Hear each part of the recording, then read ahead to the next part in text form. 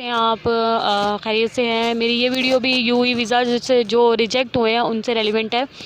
Actually question ये है कि कैसे पता चलेगा कि आपका वीज़ा रिजेक्ट हुआ है या नहीं।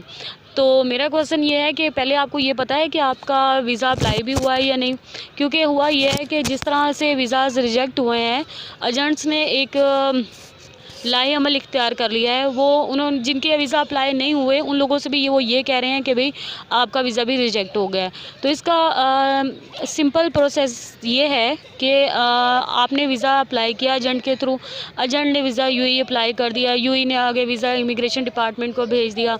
15 से 20 दिन लगे, आपको रिकॉर्ड नोट फाउंड आ रहा या नोट कन्फर्म आ रहा था, और ऐसे सारे वीज़े हो गए रिजेक्ट। ये सारे वो वीज़ाज़ थे जो कि प्रोसेस हुए और अप्लाई हुए और रिजेक्ट हुए। अब वो वीज़ाज़ इसी इन द मीन वाइल ऐसे वीज़ा अप्लाई नहीं हो रहे थे जो नए वीज़ाज़ थे, वो पोस्ट नहीं हो रहे थे।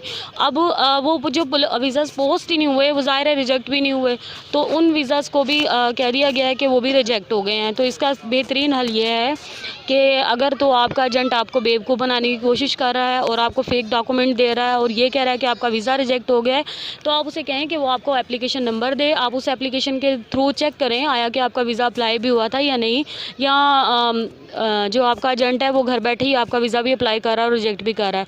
क्योंकि इस तरह की न्यूज़ आ रही हैं कि एजेंट्स जो हैं अपने एंड पे ही वीज़ा रिजेक्शन के डॉक्यूमेंट बना के और क्लाइंट्स को दे रहे हैं कि जी आपका वीज़ा रिजेक्ट हो गया।